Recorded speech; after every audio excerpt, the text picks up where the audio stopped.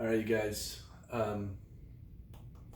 So, with budget coming up, most of you guys haven't been through this process before. What you don't want to take place is for you to go back into your budget and say, oh, well, I'll just rework this number here, and we're not doing that. We're going to do this, and scratch through it and come up with a number. Because a lot of times it's misleading. It's a lot easier to do that way, trust me. Um, but it doesn't necessarily tell us A, what you're doing, and B, what are the dollars and resources that are needed behind it. So, for instance, when I talk about the 2020 fall, really through summer of 21, what I know right now is that uh, my purpose is to navigate our community through this crisis. And so, how do I do that well? Obviously keeping the mission in mind, um, everything we need to do. So then I come up with resolutions,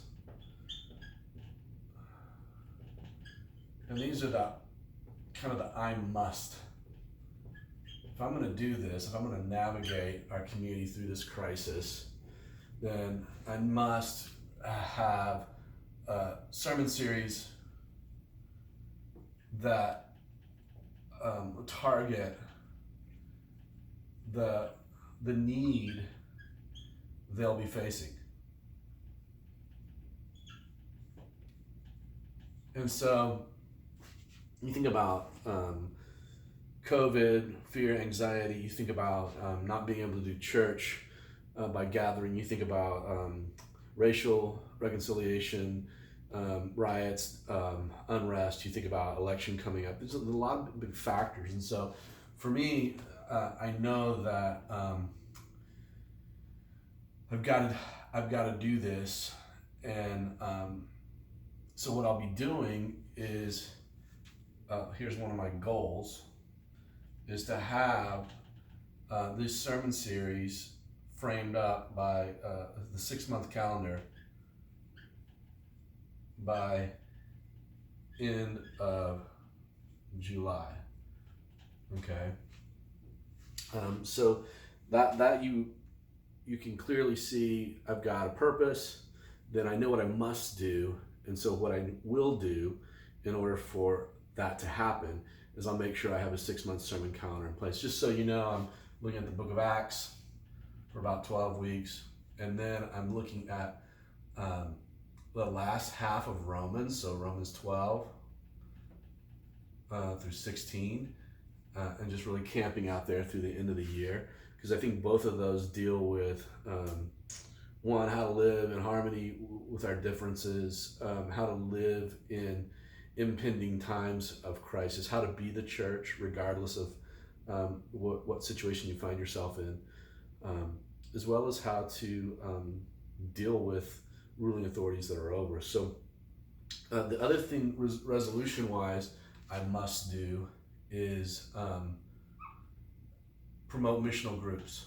This is going to be huge because we recognize that as the church is not able to gather, that gathering in the numbers that we're available to gather, as well as not being assimilation centric as far as a building, an attractional model, but really being a missional model. This shift is huge.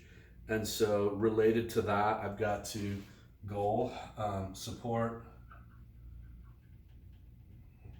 communicate, and model what missional group looks like. So even though this is primarily going to be done by Ramin and Michael, David and I are going to be the big bully pulpit promoters of missional groups and helping people to get in them.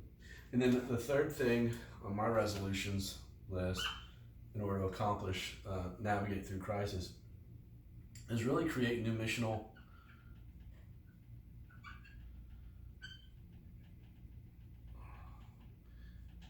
really evangelistic models. So the goal here is to identify and execute on COVID opportunities.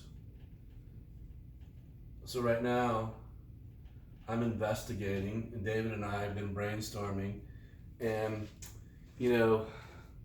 so Levi and Joy, if kids are not able to go back to school full time, maybe they're on a Monday, Wednesday, Friday schedule, maybe they're on Tuesday, Thursday schedule. Some kids it's all online. We don't know what it's going to look like. What does it look like for Grace Point to provide kind of a learning center model?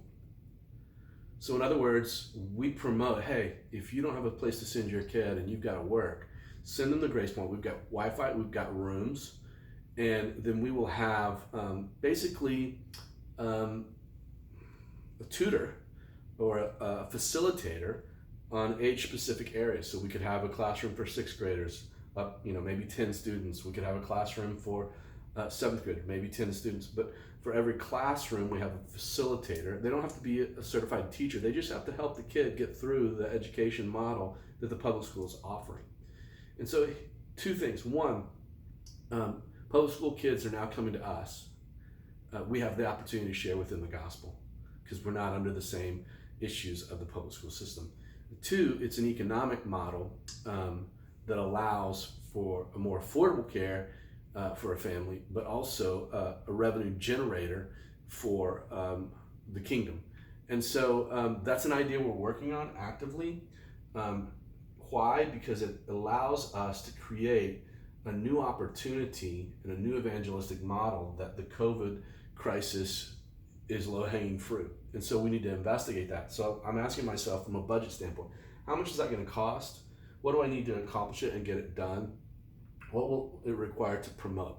So these are the types of things that I'm working on as I look into the fall and into the spring of next year. So really it's hard to know, this time next year, but I can make a budget based on, do I need any guest preachers so I can supply that? What kind of promotional materials am I going to need? Are there any resources that I'll need to get hold of? What's it going to cost? What's the cost model per student? What's it going to cost? What do teachers cost? What's the return on investment and what's the potential net gain? And so all of those things have to be taken into consideration as I consider this budget. So I just want to give you this because it's what budgets are based on. But first of all, it's based on a purpose. Helping middle school students and families, whatever it is. And then, so if I'm going to do that, then I must do this, this, and this. These are the 3 things that I identify that I must do. And then what are the goals related to that? Well, I'm going to have it done by the end of July.